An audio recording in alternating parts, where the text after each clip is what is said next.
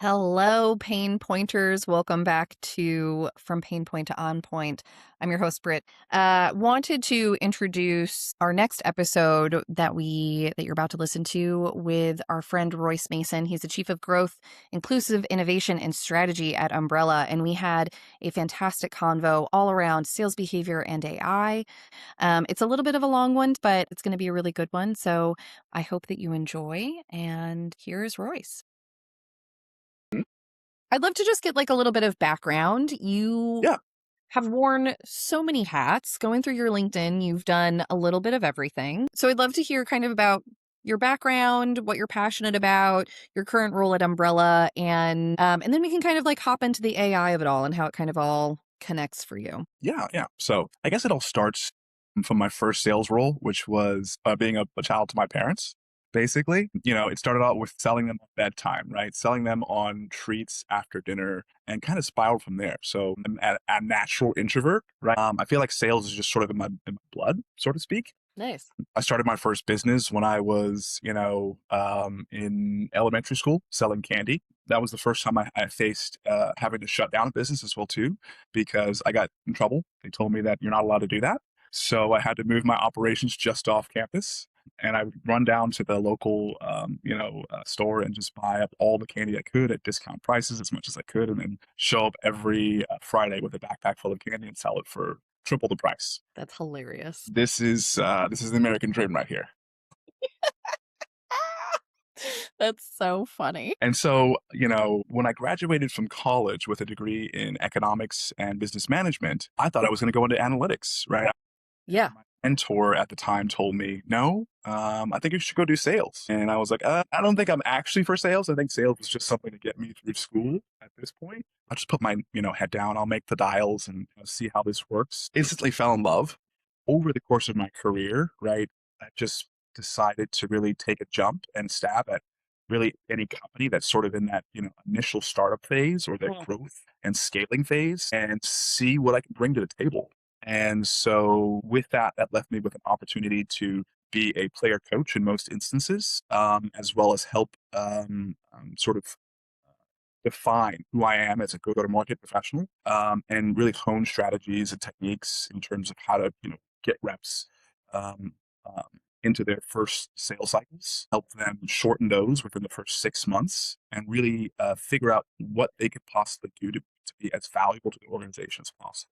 And along that journey is sort of when I found and fell in love with AI in using it as a sort of an added superpower to make people's abilities more abundant, taking the things that are their best attributes off Yeah. the table, usually administrative tasks in most situations. It's funny how that happens, Yeah. Yeah. Yeah.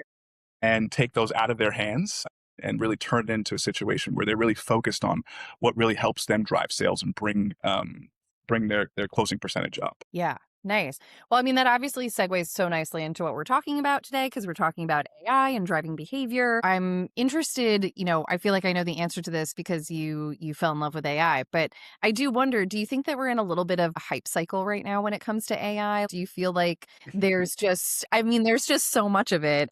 Even just the other day, I posted something on my Instagram where it was like, I feel more pressure to use AI at my job than I did as a kid to use drugs.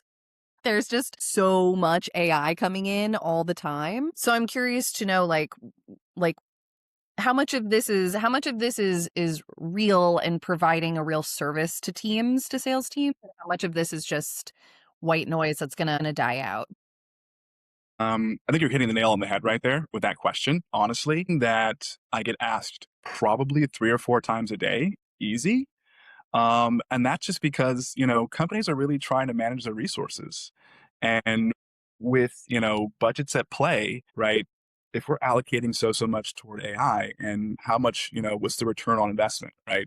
Is really the biggest question. And you're right, it is a bit of a hype, but only in the sense that you're only as good as your best processes, right? So a lot of people are investing in AI. They're bringing on new initiatives. Unfortunately, statistics are sort of against me in this argument, right? Companies that pilot AI programs or platforms, 9 out of 10 fail. And the reason being, in most instances, is that they're trying to apply AI to something that is already broken and they want to see if AI can fix it.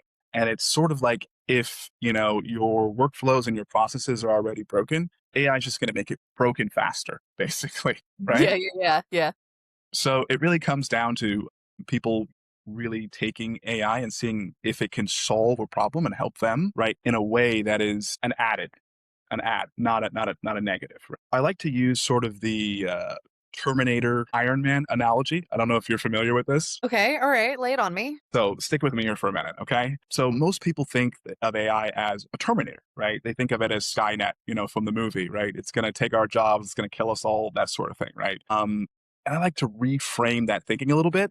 Think of it more so like the Iron Man suit, right? Which has an AI built into it. His name is Jarvis. Tony Stark in the movie uses it to become more of a human, not less than, right? In that scenario, he's taking the suit and he's having it do the things that would normally occupy his time and letting him free up to do the things that are necessary for him to save the world, in essence, right? If most people had the job of saving the world without AI, it would be extremely difficult. But with, right, it becomes a assistant, a buddy, a team that can help you solve some of the most major challenges that your organization faces. But that's only if you're using it properly. If you're not, you're probably going to be fighting against it rather than building something with it. Yeah. Yeah, absolutely. I don't know if you can agree if you've seen that. No, I totally agree. I think that we've had a couple of guests on the podcast this year, and we've talked a lot about coaching. We've talked a lot about just sales management in general. And the thing that we hear from experts in the field over and over and over again is that you have to have the fundamentals. You Mhm. have to have the processes in place. You have to have your fundamentals and your basics down. Because if you don't have that, to your point, when you layer anything on top of it, it just shows how broken the foundation is. You can't put any Right. weight on top of something that is broken. So I totally agree with that. But I really like your analogy of the Terminator versus Iron Man. So I want to ask, how do sales managers use AI to save the world? So, in short, to sort of pick up where you left off, the suit doesn't fix a bad pilot. If you're bad at what you do, unfortunately, with AI, and this is what managers, I think, a lot of them are afraid of, is that if the fundamentals are weak, AI just makes the weakness more visible. Kind of, some managers think they can, hide behind AI, but to sort of save their job or stop them from having to do the hard things. And unfortunately, it makes it more visible that you're not doing those things if you've invested in the right sort of AI and you're using it properly. Because AI should take a lot of the administrative tasks, the things that are time consuming, off of your desk. And it doesn't matter at what level of the organization you're at.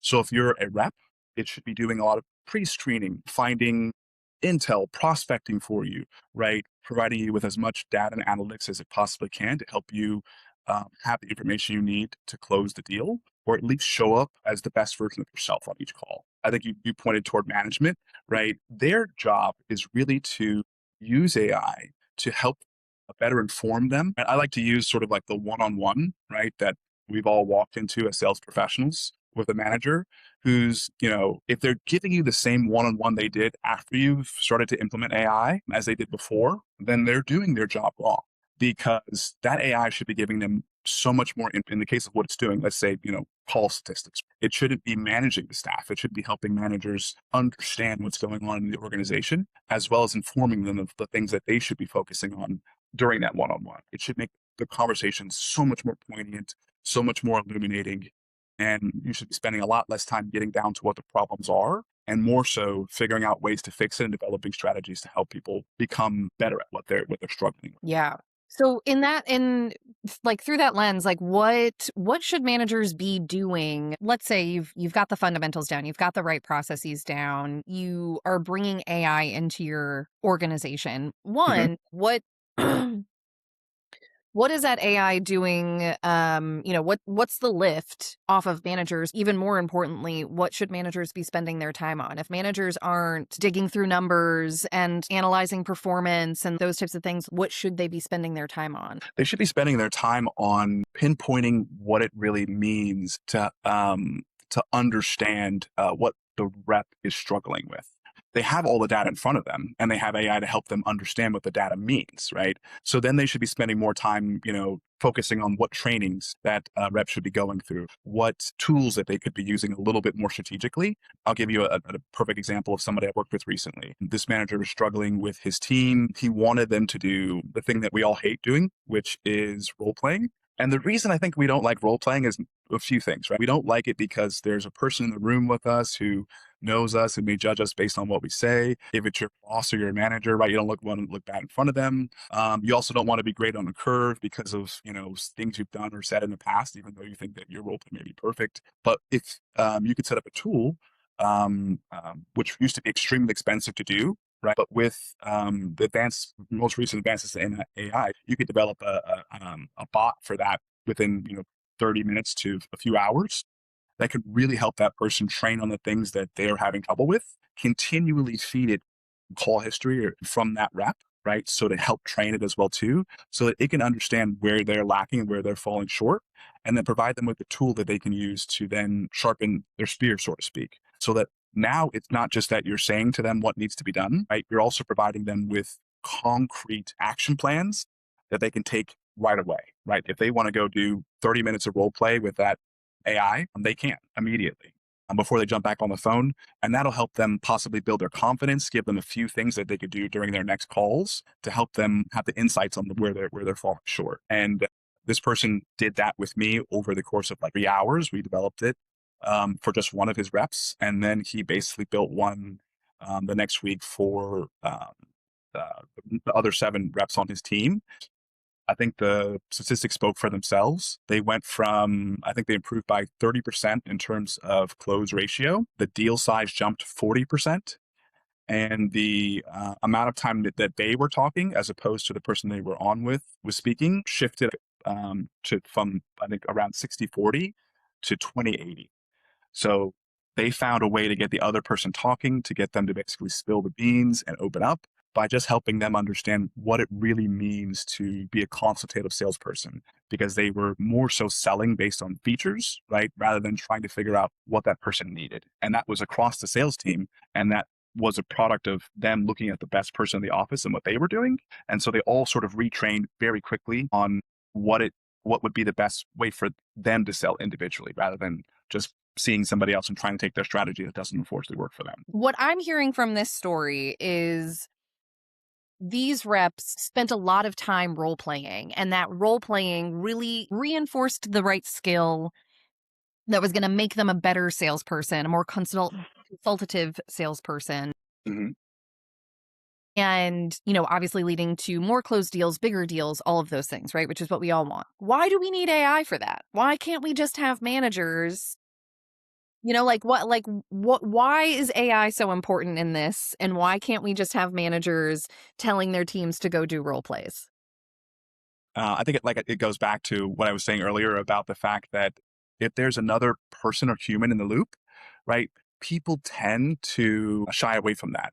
I remember when I was first starting out as a rep, we used to get into the conference room and sit around all 30 reps, right, as well as 3 or 4 managers, and just grill each other going back and forth. And the amount of anxiety it created was so overwhelming, to the point where some people used to faint, No. pass out, like the boiler room sort of situations, right? And so with AI, it just sort of becomes a thing of the past, right? If I could, I mean, I've gone to therapy for some of that trauma that was created during those instances. And I'll be honest with you, It's hard. Oh my gosh, I'm sorry.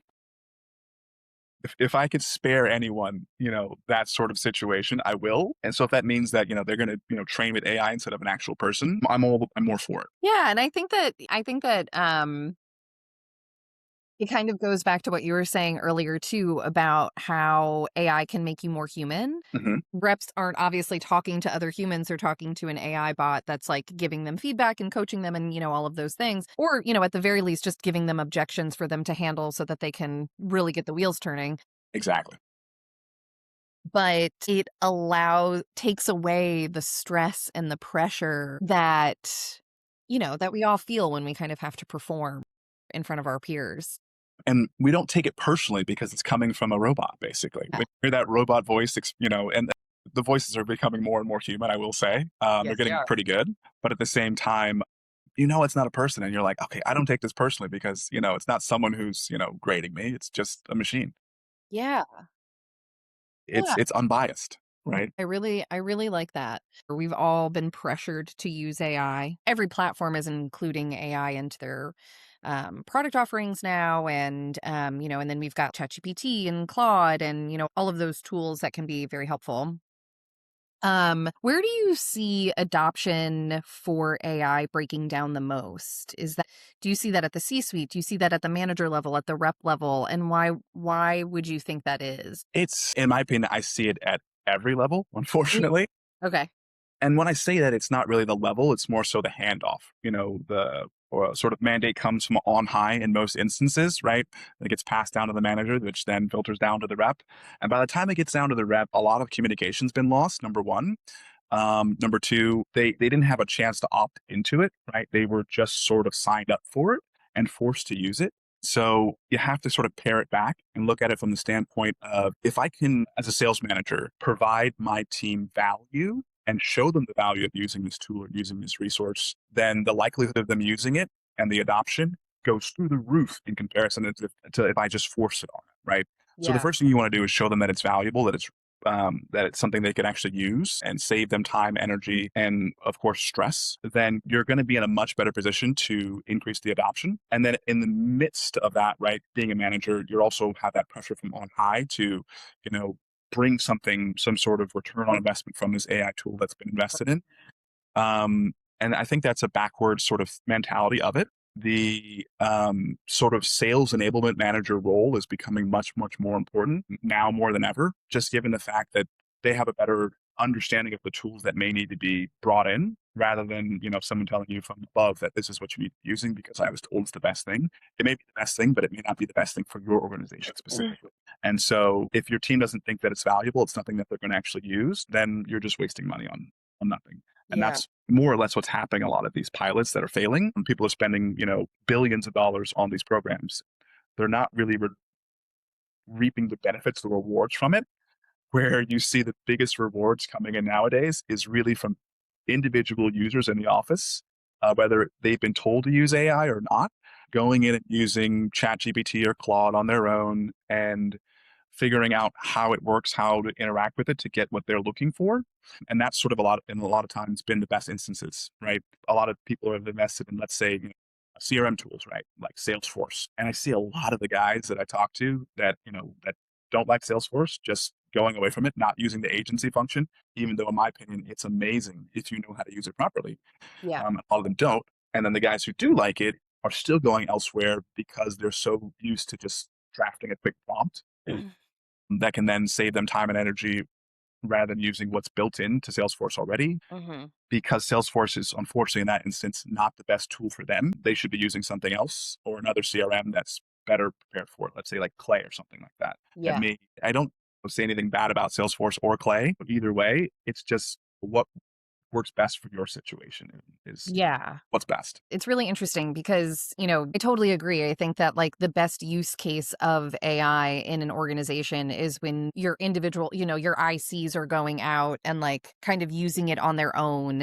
They Mhm. are curious about AI. They have their own use case for it that they want to prove, and having it kind of like shoved down your throat is never going to yield the best results. If the foundation isn't good, if you're building something on top of a bad foundation, it's all going to kind of fall apart. But I'm curious to know from your experience, like what, are teams bringing in AI thinking like this is the silver bullet? We're going to, revenue is going to skyrocket once we have everybody on, using whatever tool it is. Like, what are the things that you run into most often with people's expectation of AI? I run into a lot of people falling into sort of the Klarna trap where they, said we're going to get rid of all of our reps and replace them with AI, and then very slowly but surely had to hire them back. And I love Klarna. I mean, honestly, I love their product. Unfortunately, they had to eat their words when they got rid of a lot of their people and ended up bringing them back. And it comes down to exactly what you said, right? AI can raise the ceiling, but fundamentals raise the floor, right? You can raise the ceiling all the way to the top, but if you can't reach it, then what is it good for, right? Yeah. We gotta really focus on what our processes are, what our workflows are, what our strategy is, and if we have clear, concise messaging coming from the top all the way to the bottom. If those things aren't in place, AI is not going to help you, right? It's going to make things a lot worse. You'll get to, like I said before, the end result just much faster, which is deals not closing, prospects falling short, and folks just not getting quota, to put it simply. I try to talk to most folks um, in a way that they understand, right? Most people in business understand the bottom line, and that bottom line is just not cutting it when it comes to the investment they're putting into it. So they, I think, underestimate clean data, workflow design, manager enablement, right? That needs to be top of mind, manager enablement at all times. Yeah. And then rep trust, right? Where they feel like AI is not managing them and it's not telling on them, right? It's a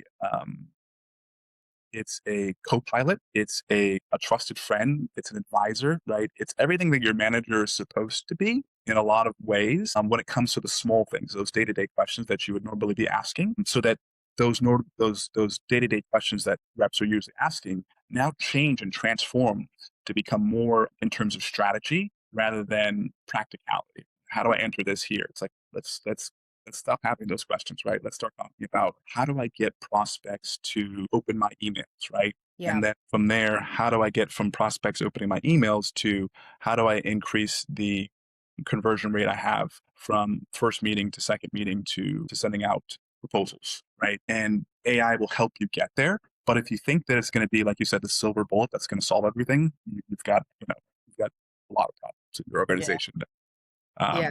you need to overcome first. Yeah, for sure. I like that you brought up manager enablement because that's something that we talk about a lot at Sales Screen. We work with sales teams. That's our ICP. And so we see all the time that sales managers they just used to be sellers. They just were regular schmegular sellers in the field doing what they do, hitting target, hitting goal, president's club, whole nine. They get promoted to sales manager and there's no manager enablement for them at all. There's Yeah, nothing to help them become a manager. And being an individual seller is so, so, so different from being a manager of people, a manager of process, a manager of workflow, and also to be responsible for all of these other people on your team that are supposed to be delivering numbers and to be responsible for that final number, right? exactly. Like there's so much more that goes into it. And so many managers are just promoted and kind of like left on their own to figure it out. So, yeah, I think the manager enablement part of this is so huge when it Yeah. comes to success. But I also wanted to kind of like touch upon that the workflow process because I'm curious to know, you're onboarding an AI tool and it can be any AI tool you want, but like you're onboarding an AI tool into your company, into your organization. What is What's the one workflow that you think is most important to identify and to implement AI in? I always go first off with calls, right? Automating your note taking, right? You want to be in on the call as a rep, right? You first want to have something that's going to report everything back to you, summarize it, help you draft the emails for follow up. Let's get all of those tasks off your Mhm. desk first. That way you can be focused on actually providing value to the people you're speaking with, right? And understanding what their problems really are. Once you've done that, then we transition into, and this is what I usually do with most of the companies and the sales managers I work with, is we then move into how that data can then be used later on to help train and understand how you get better at your job, right? So then feeding that into a chatbot that then becomes their training partner, right? They're sparring with that AI, constantly figuring out how they can get better on their calls. Where were there openings where they could have suggested something or provided more value on the call than they did? Fix Mhm. those errors. Once they've done that, then we're automating everything that goes into the CRM, right? Needs to be, for lack of a better term, automated. Get those things off, because everyone says, like, a CRM is only as good as the data you put into it. Why am I relying on reps to put the data into it? They're not good at this. This is not where they shine. If they did, they would be doing a different job, let's face it. And so we get that off their workflow. And then we go process by process, step by step, until we get to the point where reps have everything they need at their fingertips before they pick up the phone, whether they spend 15 minutes or 20 minutes preparing for their first outreach or connecting with a customer. They have all the information available to them. They have sort of a script or a process that they know doesn't just work for the organization, but works for them on an individual level that they can follow, making everything they do, basically duplicatable, replicatable, and automated. And there's tons of tools out there that can do that for you. Or I advise a lot of managers to go ahead and create these tools themselves, or at least find platforms and tools that allow them to do that. That way, they have something that works for them. They've seen the test case, right? And then they can then, if they need to, go shopping for the tool that's going to solve that problem permanently, right? That way, they have something in place that they're like, okay, this is what it needs to be for me to be able to say yes to making that purchase and that investment. And then when the higher ups come and ask you, wow, what have you done to revolutionize and turn up the numbers? It really comes down to the fact that they've put in a little bit more work than the person next to them to be able to figure out what's actually going to solve the problems. I guess my question is like, how do you actually drive that behavior? Like, Mhm. are we, because I think you can give reps the AI, you can give them the tools, you can give them, all of those things, but how do you actually get the behavior to literally change? Because I think that there are a lot of sales teams that have AI in, the AI note takers and all of those different things. Like what's the thing? What's the special sauce that makes them actually want to do it? Yes, we go back to that bottom line. If it means that they can hit quota at the end of the month, then you show them how that tool or the workflow that you've created with AI involved, right? So if I take a step back real quick, one of the things that a lot of people do when they think that they can just pick up the flow that AI has already created, that workflow, no, we're not going to do that. What we're going to do is we're going to take your current workflow, fix that first, make sure that all the gaps are filled, and then we're going to infuse AI into it to then do the things that you would normally assign a person to do. You'll assign AI to do that for you. So at the end, if it's, creating that, drafting that email, it's already there for you. By the time you've hung up and, taken off your headset, there's an email sitting for you to basically read to make sure that it's ready to send. You've now reviewed, your CRM to make sure all the notes are filled, everything's in there, looks good. Perfect, right? So, that thing that used to take you 30 minutes to do after a call is over now takes you no time at all. Yeah. That, in my opinion, and for me personally, is what's been the game changer with AI. All those things just coming off my desk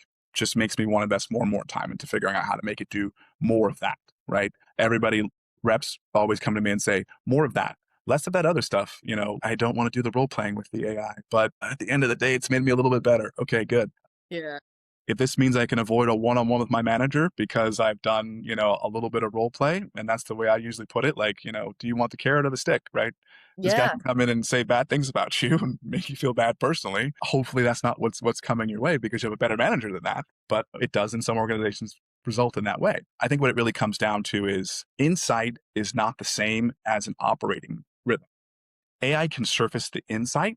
Managers still need a cadence for prioritizing and coaching and follow up. Those are the things that, are the secret sauce. AI doesn't do those things, but it can basically tell you when and how often you should be doing those things. And then you do them, right?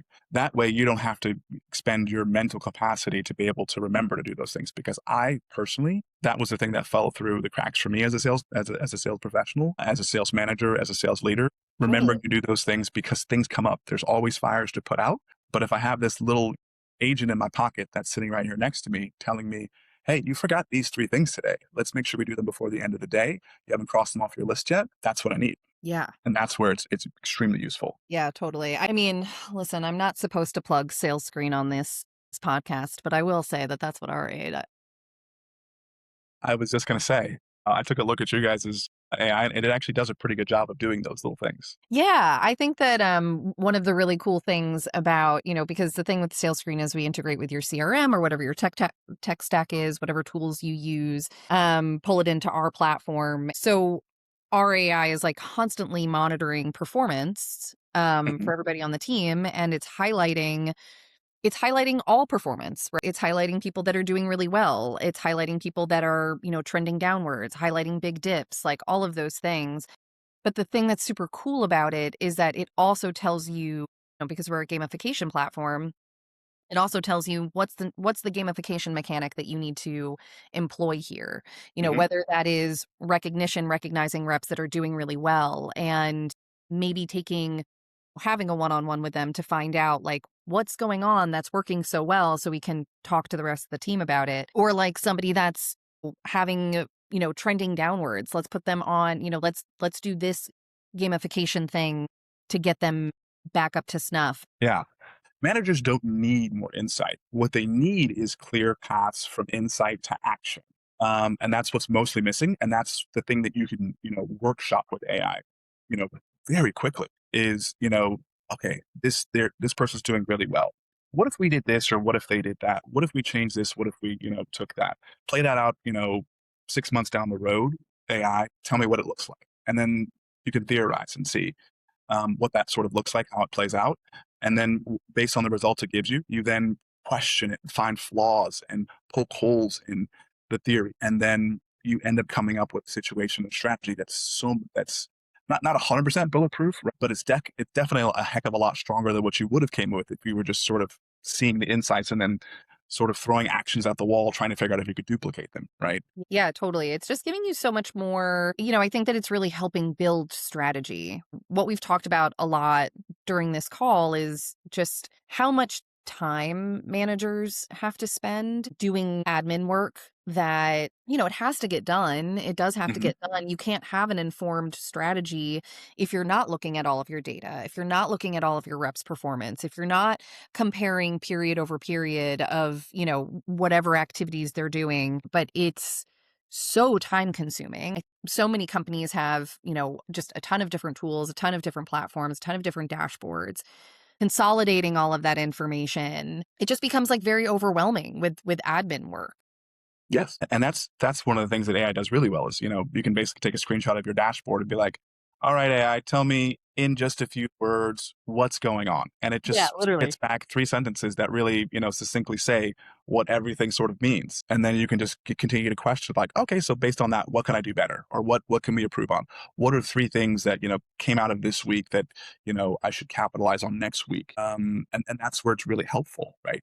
And being to take all that information and that information overload that we're all running into, because the advantage is not who has more data. I think that's something that we need to walk away from. That's very 2021, right? We're now in 2026. It's who can close the loop from signal to behavior faster. That's who's really winning the game. Yep. I listen, I hear you.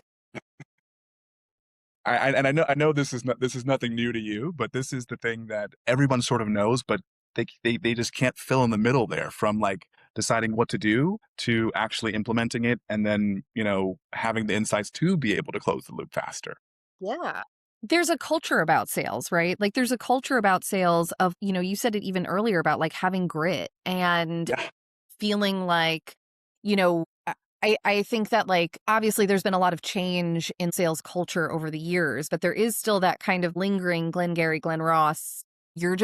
It takes a certain type of person to power Yes. through Yeah. to get to the win. And if you can do that, then you're golden. And like Yes. some people have it and some people don't. And I think that what is really great about AI and kind of like tapping back into that manager enablement is that if you have the good foundation, if you have the good process, everybody gets the opportunity to work at their best. Everybody gets the opportunity to be their best seller Yes. because there's so much that goes into it. And it's funny too because I think about so we have a head of sales at our company. His name is Harry. Um and he's fantastic, and he had said at one point, and I can't remember if this was like, I can't remember when this was, but he had said something where he was like, my ideal day is I am on the phone all day long. Hmm. All I do, I'm just going from one prospect call to the next prospect call. That's all I'm doing. I'm not worrying about Salesforce. I'm not worrying about notes. I'm not worrying about decks. I'm not worrying about all this admin crap. I'm on the phones. And I think that's the enablement that AI gives to reps. And I Yes. think that, for a manager, having all of that information consolidated, having those insights, highlighted to them, and even, having some next steps and next actions just allows everybody to kind of like be their best contributor. Yes, exactly that. And that's like my biggest mantra, right? I want people to figure out what their superpower is. And then, with AI, we can then basically level the playing field for the different contributors. Like you were saying, right? That person who's on the phone, if they think that they're their best when they're on the phone closing deals, let AI handle all the other admin stuff behind you. Get that off your desk so you're just focused on that. Another client I have, he has three different people or three different sort of like sales styles in the office. He has one guy or a couple of people that are phone people. They just hop on the phone and if they can kill, right? But the problem is at the end of the day, when everything's in the dust settles, they've, basically hung it up and they don't know where their notes are. They don't know what happened on the calls. They don't know what they committed to. If they didn't write the emails then and there, they forgot half of it, right? They took some sort of notes, but now they're just like, well, that guy really liked me. And it's like, yeah, you may have won him on, your personality. He may really like you as a person, which is great. That's what we really want. But if we can't deliver on the stuff you promised, we're screwed. Yeah.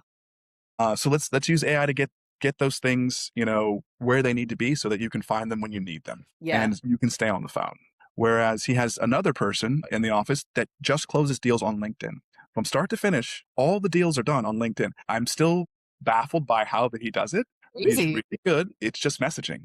And so we helped him figure out a way to automate most of the messaging that he does at some stages, right? So that the things that he says, and because we could just look at what he says in all the conversations, use that information to then use a chat bot to kind of fill in the spaces. So he's not always looking at different chats. The chat bot is working behind him, behind the scenes, sending small messages to move the deal a little bit closer. And then when it's time, it pings him and says, it's time for you to take over. I don't know what to say here. Can you tell me what I should say? He sends the message and then now it knows. And it's getting better and better at getting to the point where it can close the deal for him through an automated process. All he's doing is, basically helping it understand. And then the third person is the person who's sort of like a hybrid, right? They're using email, they're using phone, they're using all the different mediums, as well as sort of a spray and pray approach with prospecting. And so now we've kind of helped them figure out, the company has an ICP, your department has an ICP, your team has an ICP, and you have an ICP. That way they can figure out where they're going to find their best targets and how they can track them down, get in front of them, make their pitch, and close a deal. And so we've used AI in all of these instances to help them gain their time back so that it's not just 3 or 4 deals they're closing a month, it's 12, 15 deals. It's like, how are you putting up these numbers? And the reason that they're able to do it is because they're buying their time back by making small investments in AI that Yeah. is taking over the processes for them. They're developing workflows that are just seamlessly doing things for them behind the scenes. Yeah. So great. I would love to get a webinar from the LinkedIn guy. Yeah, Well, I want to know how he's doing that. we're in contact constantly, believe you me. Yeah, that's crazy. Yeah, very very cool. Final question. What's the takeaway? What should every sales leader be thinking about as they walk away from this conversation? I think the thing that each sales leader should really focus on is their team. Focus on your team first. Focus on your individual contributors. What does their day look like? And how do you get things off of their desk? How do you get things off of their plate? How do you make their jobs and their lives easier? And then figure out how AI can do that for you and for them as well too, and then go from there. If you're thinking about investing in AI, making some sort of advancements, start small. Let's not make these big swings about, a call system that, records all of your calls and then provides all of these insights. And it's like that is really good if that's what you need. And if you think that's what you need, let's start out scaling a small, sort of pilot with a bot that you've created on your own using Claude or using ChatGPT. I mean, Gemini, whichever, what have you, whatever you want to use. Unfortunately, I'm a little bit, and I have no religion to any of them. Whoever's doing the best job at the time, that's who gets my interest. Claude right now is doing great. They're a little bit better than AI, than ChatGPT with analyzing calls, developing scripts that is solely based on the call history that a rep has actually used to then provide them with what they need to be able to say the right things on it. It sounds like them. It feels like them. It feels, it's just basically helping them find those little spots where they can actually interject in the conversation to say something that'll turn the conversation into finding or uncovering those buying signals that they're just missing consistently on calls. But yes, I would say at the end of the day, if you're thinking about investing in AI, find out what you actually need, what processes are broken, use AI to fix those first so that your fundamentals are in great shape, right? Yeah. And then think about investing in other tools and resources that'll get you to where you're looking to go. And Yeah. if you can see here, I have not mentioned any tools or anything specifically besides broad, logos. And I do that on purpose because if I say something and I say a company, right, then oftentimes people will go to that and they'll be like, oh, yeah, so that's like the best one to use. And it's like, no, that's not the best one to use for you. It may Yeah. be great for this guy, but not in your scenario. Let's figure out what's best for you. It makes so much sense. I love what you said. What does their day look like? Hmm. What are your salespeople like? What do their days look like? What are they spending most of their time on? Because I think, yeah, we've seen this a lot where it's like we're buying tools because we're not hitting revenue. We're not hitting target, right? Like we're not hitting our targets, we're not hitting our goals. And so we're just going to buy a tool that we think is going to help us fix this. But it's like if you're only looking at this outcome, if you're only looking at this end result and you're not looking at the process that leads to that end result, how can you buy a tool to fix it? You don't know what's broken. You know what I Exactly. mean? Yes. So it's like you can see that there's a problem here. You can see the big red number on your dashboard saying you're nowhere close to target. Hmm. But unless you're looking at everything that's leading up to that number, you don't know what's wrong. And so if you do find the tool that fixes it, you just got lucky. It's Yes. it's just luck because you're Yes. not actually thinking about what in the process is broken. And I would argue that for most sales teams, 90+ % of sales teams, their fundamentals are broken. Hmm. They do not have strong processes in place. They do not have, they're not following a sales theory. They don't have good workflows. They don't have consistent loops and check-ins on Hmm. that they need to be thinking about, those leading indicators, right? So like yeah, I feel like that's like the best advice that you could ever give a sales manager or an organization at large that's looking to implement AI, which is like, what is the day to day? Go back in, Yes. survey your sales team. What are they doing all of the time? And find out where the gaps are so that you can find the right tool for you. And that's probably fixing a lot of AI, friction on teams is that like, if you're being told to use a tool that like you don't understand why you need to use it because that part of your workflow isn't broken, you're not going to get the adoption. No, you're not going to get it. You're just going to get resistance. You may get a few people to come on board and not for the right reasons in Totally. most instances, right? They're just doing it because you told them to. It may cost them actually more time and break down the process that they were actually using that worked really well. And so that leads me back to the thing that I think you kind of brought it up there just a minute ago. You said, what does like a normal day look like, right?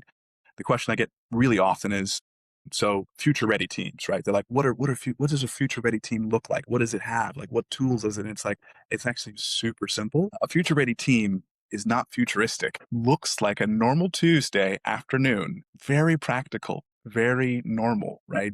You guys are just sitting down and talk about, a little bit of strategy, right? A little bit of understanding about different customers, the insights that you've gleaned over the week, right? That's what you're talking about. Your reps are using AI to understand accounts. They're using it to spot buying signals, right? Prepare questions, all those sorts of things. But they're not doing that themselves. They're just asking it to do that for them. And then they're basically just sort of being like a teacher. They're just checking the work to make sure it lines up with what it should be. And then asking it again, hey, is there better questions? What could we be thinking about that we're missing? You're just questioning, this resource you have to provide you the best possible solutions that you could. And that's if you're not using it in that way, then you're using it wrong because it's going to come up sometimes with some stuff that's very generic and very basic. And you may think that sounds good. And it's like, well, unfortunately, if that's what you're saying, then unfortunately you may not be as astute or as prepared of a salesperson as you should be, because the best thing I know about AI is that it will tell you if you are a novice or if you are a professional or a savant in something, because the answers that it'll give you will seem really mundane and really one-sided if you are really well versed in something. Whereas if you're sort of new to it, that seems smart. That seems, Yeah. Bot really knows what it's talking about. exactly. And just continuously push back. And that's what a Tuesday afternoon should look like. It should look like, a bunch of people sitting around trying to figure out what they've done really well and how to continue to do it. Not picking up the phone and dialing it endlessly to have a super low conversion ratio. It should be, how can I just pick up the phone and only convert with the people that I'm talking? Yeah, and I think also it kind of goes back to, we were talking about like how AI can make you more human. And I think, when we were talking about it before, we were talking about it in the context of, a seller and their prospect. But I think that you bring up a good point of, it makes you more human and more collaborative with your team by being able to like remove a lot of this admin work, the research, the time spent entering into CRMs and stuff like that. Like you get the opportunity to learn from your fellow sellers. And I think that Mhm. that is also just so powerful. I think that like having different perspectives, having different techniques, having learning from each other, what works, what doesn't. I said something in this call and it really landed for this sales leader, and they don't really dig this example that I brought, or this case study is really nailing it. Like, Mhm. that getting us kind of like, it's so funny like that AI can kind of like, it allows you to step away from the screen and Yeah. like have more of the in-person connection and have more of those conversations that enrich your sales technique and make you a Mhm. better, more well-rounded seller. Yes, exactly that. I think the thing that somebody told me the other day, like, I've stopped talking about numbers. I don't even talk about what the quota is anymore, because we're talking more so about what it's going to, take to get us to quota. Right? Was the first conversation. Now we're having a conversation completely, you know, um, oblivious to that, about, what are the what are people really into right now? We're talking about strategy. We're talking about, you know, the little spots in the conversation where you could just infuse a little bit of insight Mhm. and offer maybe some consultative strategies that you could use to like better understand your client better. And it's those things that you're talking about on a person to person level, like you said, the humanity of the situation rather than the numbers. And the numbers sort of just take care of themselves, is what they told me. And I was Yeah. like, I love it when the numbers just sort of take care of themselves, because you're not searching for 1,000 prospects. You're searching for 15 or 20 prospects that are going to say yes, almost guaranteed. And if that's what you're doing, then it feels like you're shooting fish in a barrel, which means, I mean, your confidence goes through the roof. And that's really what it comes down to. Yeah. It just takes us back to what selling originally was, right? Like it has always been a it has always been a trust-based exercise with fellow humans.